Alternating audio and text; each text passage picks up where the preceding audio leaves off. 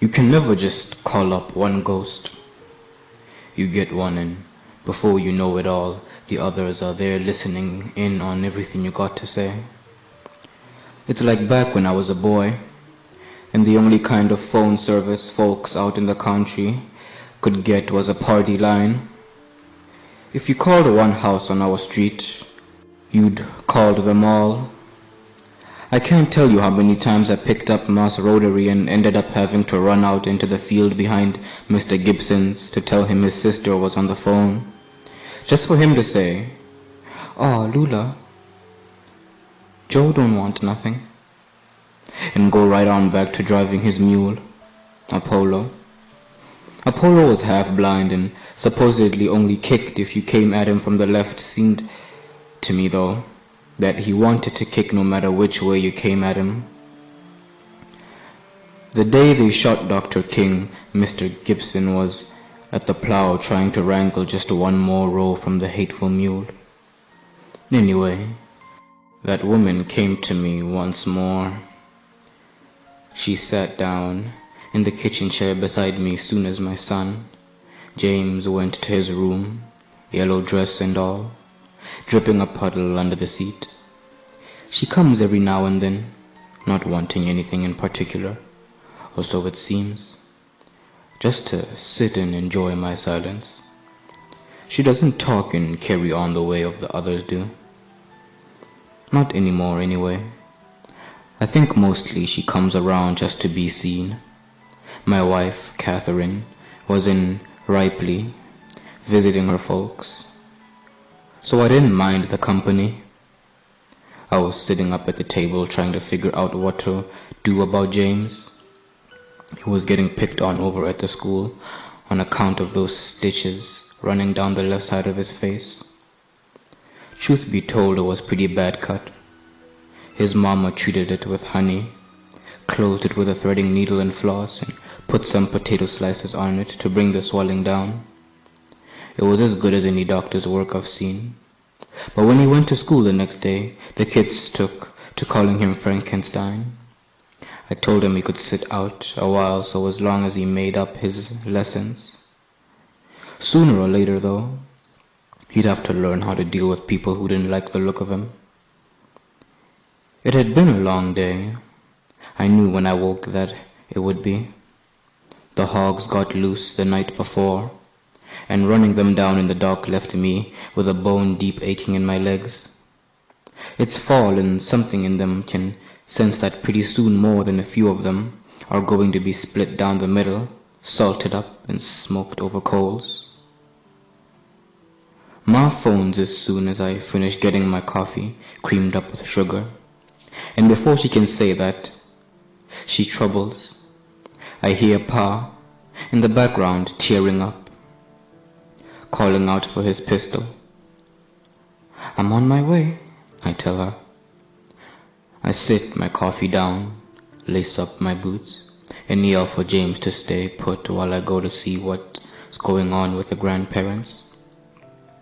The puddle is still under the chair where the woman had been. I make a mental note to mop it up before the Catherine comes back. When I pull up to my folks' house, they don't live but about a mile away. They're airing it all out in the front yard. Pa has given up on the pistol and settled for his rifle.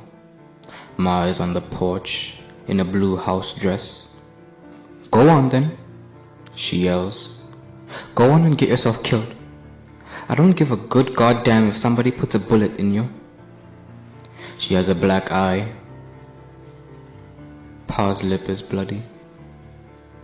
So I figure he's gotten just about as good as he's given. I'd rough him up for it if I thought it'd make any kind of difference, but I know to my bones that it won't. I'm gonna be there. What's doing the shooting? Pa says, laying the rifle down in the bed of his truck. Ain't no use in you trying to stop me, he says. I'm not here to stop you, I tell him. I'm here to help you do it. Funny as it seems, it helps for him to hear the opposite of what he's expecting. He whips around to face me. You do what now? I said I want to help you do it. By then Benny pulls up. I'd passed him on the road and waved for him to turn around and follow me. Benny and I went to school together, and he has a sort of calming effect on Pa. His uncle, Junior Ross, served with Pa in the war, only Junior never made it back. You don't really want to hurt nobody, do you, Mr. Lewis? Benny says, getting out of his truck. He has on a rumpled Ross family reunion shirt and flea marker jeans. It ain't about what I want, Benny, Pa says. It's about what needs doing. Pa gets like this every once in a while. He drinks away half the night and wakes up the next morning thinking somebody has done him wrong and wanting revenge. Usually it's some slight that happened long before I was born. Back when Pa was younger, meaner too, if you can believe it. I can't. He drunk dreams it all back up to where he can't tell the dream from the truth. There's no making him see that it's all just a memory floating up, that the person in the dream has already passed on and it was only their ghost paying him a visit. The dead come for all kinds of reasons. They come with warnings, wants, and every manner of grudge, though most I've seen come wanting. They come wanting everything you have and can't give. Some of the ones that come to Pa are soldiers from across the waters. They come trying to figure what happened and why. Why did they have to die and what was it all for? He tries to tell them that he doesn't understand it any better than they do, but they don't believe him. If he's living and they're dead, he's got to know something, don't he? He never actually gets to where he can hurt anybody, most times because there's nobody living to hurt. But it's right worrisome for him to ride around with a loaded gun in his lap. Between Benny's truck and mine blocking him in, there is no way for him to back out of the driveway. It's rare for him to try and make it by us on foot. And I'm hoping we can get him calmed down before we have to worry about that. Y'all boys go on home now, he says, patting down his coverall pockets, searching for his keys. This ain't got nothing to do with either of you. Him knowing Benny is a good sign. If he was still in his dreaming mind, he wouldn't recognize anybody outside of me and Ma.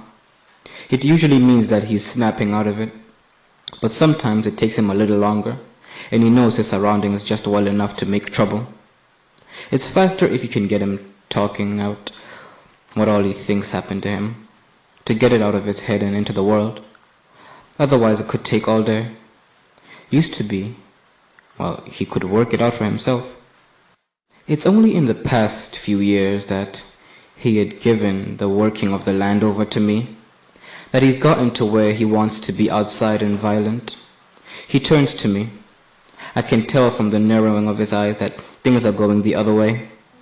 The part of him that knows me is gone. Benny closes the door to his Dodge and walks around back of Pa's Chevy. He sees what I see.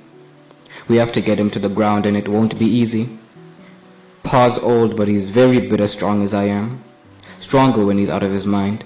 Luckily, he makes for me before he thinks to reach for the rifle. I plant my feet and hunker down. He lowers his head, tries to run. He can come, but I won't let him pass me. Before he can, Benny grabs him from behind and picks him up. Pa kicks his feet out. I grab his legs. This is how we get Pa back into the house. I started seeing the woman in yellow when I was just a boy. I'd wake up and peep out from under the covers, and there she was, rocking in the chair by the window, calm and cool as all get. Rocking and smiling, rocking and smiling. The first time I just put those covers right back over my eyes and acted like the old rocker wasn't creaking away until dawn. When I finally took notion to leave bed, the Afghan draped over the chair and soaked through and was damp to the touch. At breakfast, Pa asked me how I had slept. I said fine. He said it didn't look like it. I tried to get on with the business of the day, but nothing I swallowed went down right. We wrestled him onto the couch, managing to mar's relief, not to break the marble coffee table she'd had shipped from Memphis back when she thought her life was going to be bigger than what it was. Pa recognizes us, so he doesn't fight us harder once we get him down. But he don't make it easy to keep him there either.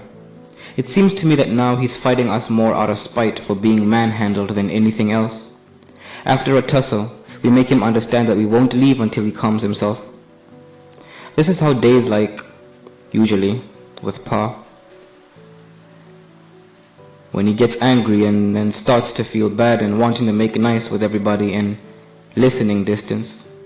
But it's not long before he resents everyone he felt he had to apologize to, sorrier for himself than anybody else, and takes to drinking again. Ma gets her overnight bag and I walk her out to the car. I maneuver it into the grass around Benny's truck and tell her that she doesn't have to stay here if she doesn't want to. I tell her that Benny and me can get her stuff together and bring it to her sister's house if she wants. She puts her bag in the passenger seat. "I'll be back tomorrow," she says. Inside, Benny is standing over Pa and Pa is staring up at him. I smell something burning, and in the kitchen I find a skillet of half-fried eggs on the stove and a cast iron of smoking black biscuits in the oven. He couldn't even let her get through breakfast. I tell Pa that I want no apology. What I want from him is to talk out what all he saw right here, right now, so that maybe he won't go to sleep with it worrying him and call up whatever ghost put murder on his mind. "Mr. Lewis," Benny says, "what'd he do to make you want to hurt him so bad?" Pa looks over at Benny, then down. He's calm now, but the anger has yet to leave his eyes. Benny looks at the pictures of Ma and her side of the family before taking a seat in the red wingback chair across from the couch. He can tell that Pa's fixing to tell a long one. I stay standing. "I ever tell you how I know your people?" Pa says to Benny. Benny shakes his head no before I can catch his eye. Pa starts in on some story about Benny's great-grandfather Franklin casting off the yoke of slavery with both arms, picking the name Ross up off a gravestone because he liked the curve of the letters, working his way out of the tenancy a generation before anybody else. I'd heard these stories 1,000 times, how Junior was killed in an ambush, how the bank took what was left of Ross's land from Junior's father before he had a chance to show the papers to somebody literate, how much better off the Rosses would be if Junior had been around to manage things. "What's this got to do with anything?" I ask. "It's got everything to do with it," Pa says. "If it wasn't for your great-grandpa, Franklin," he says, turning to Benny, "everything would have ended up in the hands of white folks." "Pa, we've heard all this." "I haven't," Benny says, and I realize that he might not have. Benny's mama is a kind of a funny actor. I've known Miss Ross all my life, but when I see her out, when I try to speak, she looks right through me like she doesn't even know my name. At first I thought it had something to do with Pa and whatever it was they had going back when, but it's not just me she turns to. There's no telling what she has or hasn't told Benny about Junior, or anything else for that matter. Anyway, when the war broke out, Junior's number came up first, but folks barely had time to make peace with that before mine was called. I walk over to the window and peep out at the yard. My father drove us to Memphis so we could catch the bus to Atlanta for basic training. Ma had picked up a suitcase and cooler full of chicken and corn pone. Junior Ross got in the truck with nothing but the clothes on his back, saying he figured they'd give him all he needed when he got there. I knew then why Ma had packed my cooler so full. Outside, Pa's dog is barking up at a storm. I look around the yard, but I don't see anything that would make him carry on the way he's doing. It's only after I take my attention away from the dog that Pa finds his way around to making some sort of point. I say all of this to say that our families go back a long way. So it does me good to see the two of you getting along. The man I need to kill, he took someone from me. He killed my best friend and your uncle, he says, turning to Benny. Junior would have been proud of you, Benny. You take after him in more ways than one. Pa turns to me, and his eyes tell me all the words in his mouth. He's himself again. I walk back over and stand beside Benny's chair. Benny? Pa says, your uncle didn't die at the hands of no Korean like they told your mama. He was killed by an American, a white boy named Jeb. So that's who come to you? I say. The ghost of the man who killed Junior Ross? No.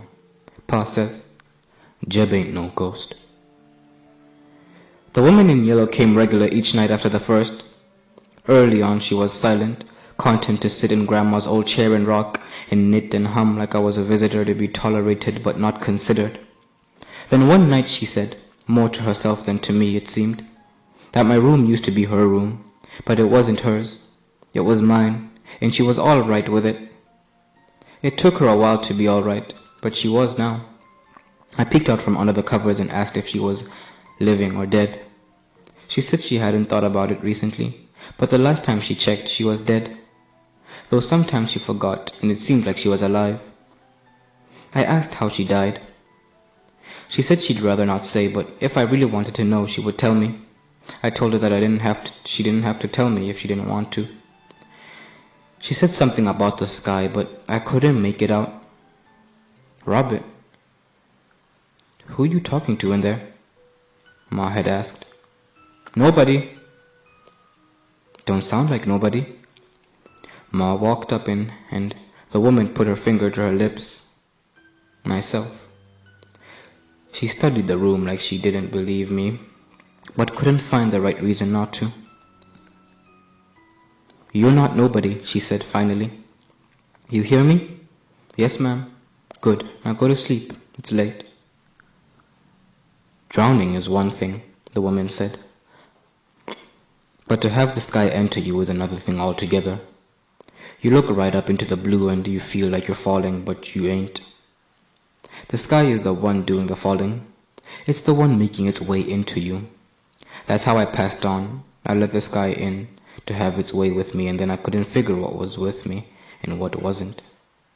I couldn't find my way back to the ground fast enough to keep myself from falling, and before I knew it, the ground was coming up to meet me. What do you mean the ground came up to meet you? I mean what I just said. The ground can be a loving thing for the right distance, but it can be the right hateful when you're looking at it from far away and too close. She didn't say anything else that night. She just kept rocking away in that chair with her hands in her lap. I couldn't get to sleep for fear of the ground coming up to meet me one day. Your mama thinks you were talking to yourself, Pa said. It was the next morning, a Saturday, and I was sloping the hogs while he was standing there watching me do it. He claimed to be getting a feel for what all the weather would allow us to do to the field. Said that the day had to have certain look before you could seed. It wasn't nobody there. I was just making a conversation with myself. The hogs were in a pen behind the house. After I finished up with them, there was a pregnant cow out to pasture that Pa had a mind to check on. If she was ready, he was going to teach me how to birth her. And all I could think then was how much I didn't want to learn. They come to meet you too, he said. They don't come to your mama or your cousins. They don't come to your uncle or your grandpa or anybody else you might meet, but they sure as shit come to me. We take my truck because it has the most room and I'm the only one who bothers to keep the registration up. Pa is up front with me. Benny's in the back with a woman in yellow. The water from my dress is soaking into the seat, dripping down to the floor, washing the floorboard and wetting my boots. The question I want to ask but can't seem to find my way around to is, why now? For 30 years, Pa has suffered this man to draw breath. What I don't have to ask is how much of a mess things Pa might make if I don't keep an eye on him.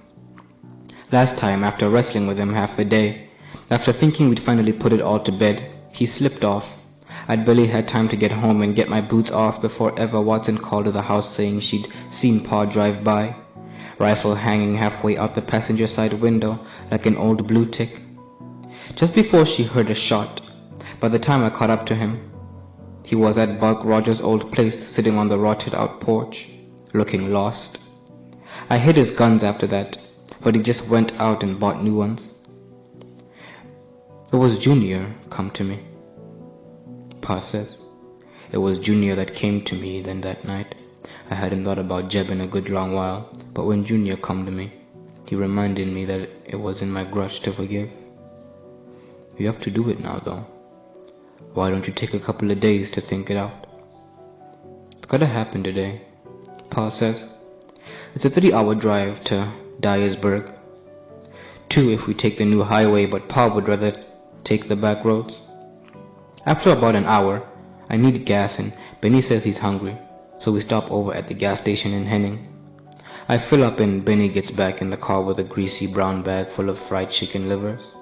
Across from the station, there's a sign advertising the W.E. Palmer House Museum. We get back on the road. You see them first out on the corner of your eye, a shadow flitting its way across a well-lit room, a stain on the carpet that won't never get clean. A too warm spot beside you in the bed. You blink and they're there, as live, seeming and whole as any person you'd want to meet. They come to be loved. They come to anybody who can. If you're lucky, you'll blink again and they'll be gone, just like they never was. But if you're like me, if you're like Pa, they never leave. It takes a good while to get used to, Pa had said, but after a time seeing them won't bother you no more than a mosquito. You might ever learn a thing. We were watching the Cardinals play the Cubs. Ma had gone into the bedroom to read because she didn't, and never would, trust the television. The news was just about the only thing you could get to sit still for. This was back when Ma worked in the line of World Color, before she quit because the ink had started to dull, her sense of smell, and her hands were stained a rich light green that wouldn't go away. When I was small, I wanted to work at World Color, so that my hands could be green like hers. I was 5 when they first come to me. Pa went on. I couldn't tell no difference between them and living folks and caught hell for it. Pa was in his favorite chair. I was on the floor. This was before he started drinking himself dumb, barely making it home before dawn. You're lucky, he said. You got most of your growing up, way before they come to you. I didn't feel lucky. Besides cotton, there's not all that much to see between here and Dyersburg. Every once in a while something new gets built up. A restaurant, a bar, a bowling alley, but you can pretty much set your calendar to its closing. The only thing I've ever seen that has any staying power outside of the gas stations is McDonald's. And for everyone that crops up like ragweed, there's some placed good that goes under. Benny is staring out the window and started to get any antsy, fiddling with the funeral programs in the pocket behind the passenger seat. I never planned on putting them there. Through the rearview mirror, I can see that he's bending the front cover of Mr. Gibson's program back, then watching it spring forward. It shouldn't bother me, but it does. Mr. Gibson died peaceful in his sleep when he comes. It's always through the front door with his hat in his hand, offering me a handful of molasses, in exchange for snapping a bucket of peas just like he did when I was a boy. I don't remember Benny saying one way or the other whether he wanted to ride with us or not, but he's here, so the choice was made with his body if not his mind. The sun is just making it up over the line that separates tree from sky. When I was younger, you could hardly see the sky for all the overgrowth. But ever since Clayton Cotton bought up all the land on either side of Highway 14, clearing out every green thing that refused to grow a coarse white ball. It's gotten bigger and bigger, and today there's not a cloud in it. I make the turn and it puts us directly in the path of the sun, and part of me wonders if it wouldn't have been better to make this trip under the cover of night. Pa never spoke of his time in the army when I was coming up, except to say I should never join. By the time I came off, the age of war in Vietnam was over, and the folks that went into the military were the ones who couldn't find a job or didn't have any other way to pay for school, praying all the while that a war never broke out. Pa never had a choice, neither did Junior Ross. Driving through Jackson reminds me of the few years I'd spent here as a student. College was fun, until it wasn't. Going to that school gave me Catherine, but not much else. After another hour, we turn off the highway onto the side road. Benny leaves the programs alone and starts flipping his armrest up and down. And the woman in yellow is watching him like she's never seen anything like it. Pa's about to sleep. I turn in another mile or so we reach Dyersburg proper. It's been years since I had a good reason to drive up this way, and I notice that a lot of new things have sprung up alongside the old chain restaurants, strip malls pave our way forward. Pa turns around to face Benny, then cuts his eyes at me. He cuts his eyes at me because he doesn't know what I know. He doesn't know that Jebba won't be the first white man that Benny and me have killed. It was my sophomore year of schools, and Candy Smith, a white woman, not too much older than Benny and me, got caught with a man her husband thought might be black. Before she married, Candy was a Laurent, and being a white Laurent still meant something to some people. Even though her branch of the family had only known hard times, her husband, Ken, was one of those people. His father delivered the milk for Laurent's dairy for 30 years, and Ken's first paying job, along with the damn near every other white boy in the county, was at Laurent's farms picking strawberries. So when Candy Laurent agreed to go with him to the drive-in, and then a year later to be his wife, Ken, a high school dropout who's used his brother's license to get a job as a long-haul trucker, could hardly believe his good fortune. Everybody in town knew that Candy kept a boyfriend or two while Ken was out on the road, but nobody ever felt it was their place to say so. When Ken pulled up thinking, knowing how nice a surprise it would be to Candy for him to arrive a day early, he saw a man walk right out of his front door, glance at him, and then take off into the woods. The first thing Candy thought to say was someone had broken in and tried to have his way with her. I put my hands down. I saw what Benny saw. Ken either forgot or didn't realize he'd left the safety on. Ben speared him.